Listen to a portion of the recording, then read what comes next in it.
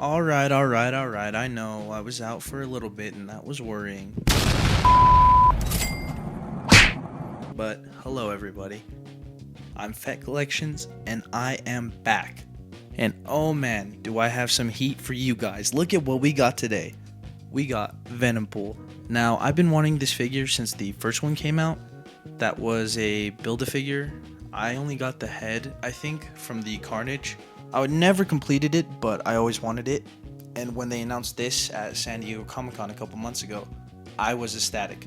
Now, looking at the packaging, I'm really glad they're going back to the window view for the figures. You get the nice Deadpool logo on the bottom, Venompool on the side. At the top of the box, you get the Deadpool logo. And on the side of the box, you get this really cool artwork. I'm not sure who drew this, but it's amazing. And on the back, you get the full artwork and a little description on who he is.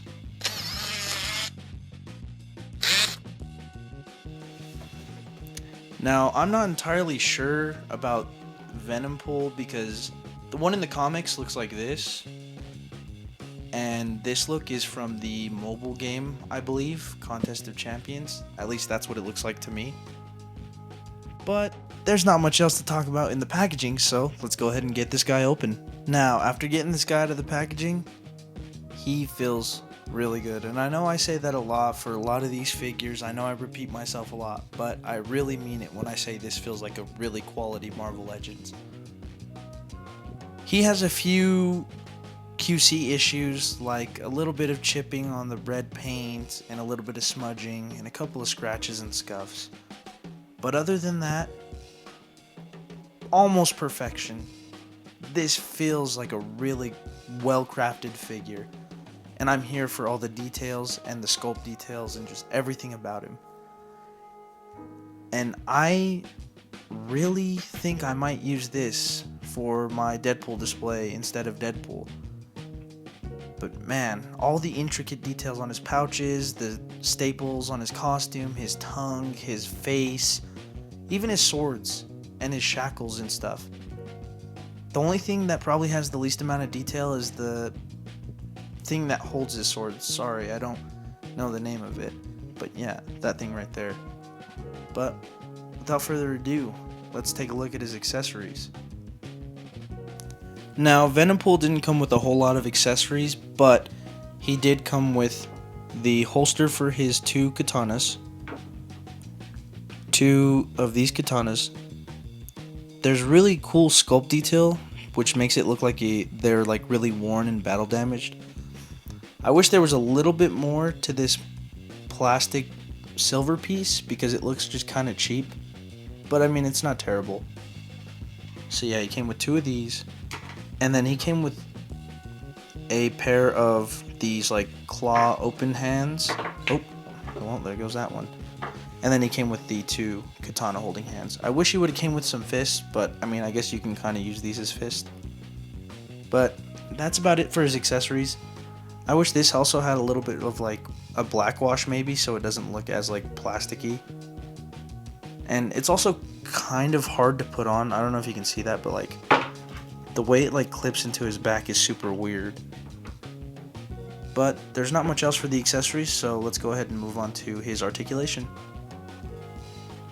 Alright, now for his articulation, Venompool can look all the way up, all the way down.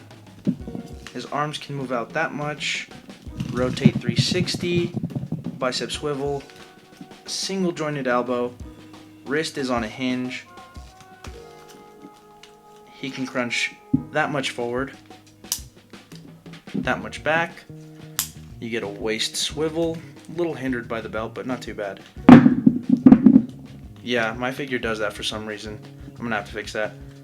He can kick that much forward, that much back. You get double jointed knees. Now I wish they gave him double jointed elbows too, but it's not a problem. Upper thigh cut. Foot can go that much back, that much up, and you get ankle pivot. He doesn't have the worst articulation, but there definitely are some things I would improve. Like, I don't know what's up with that leg, but it just pops off really easily. But let's move on to size comparisons. Now, for a size comparison, here is Venompool next to a standard 6-inch Marvel Legend. Here we have the retro-carded Scarlet Spider. Next up, we have a standard McFarlane, and here is the BVS Batman. SH Figuarts Goku Blue. And finally, the NECA Ghostface. So, the final verdict on this figure, there's a few things I don't like about him. I feel like if he had butterfly joints, his articulation would be a lot better. And there are quite a few paint scuffs, like the closer I look. But, as much as I want to give him a 10 out of 10 or a 9 out of 10, I don't think he's going to get that. Just because he's really cool. But some of his articulation is getting to me, and I wish he had more accessories. But I'm not complaining too much, because he's still an amazing figure. Now, plugging him in, I think I'm going to give him a solid 8.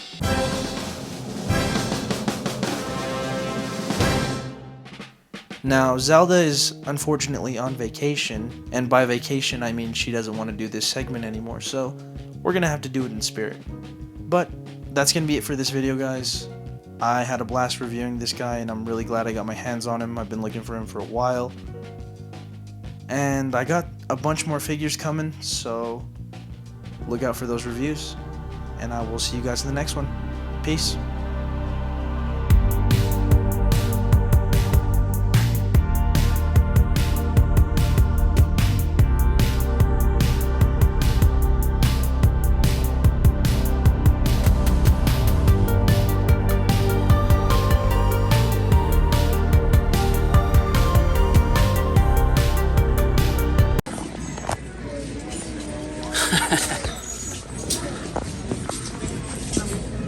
Ugh, what the fuck? Nah, this is actually pretty tight. I'm not gonna lie, bro. Fuck, what is that?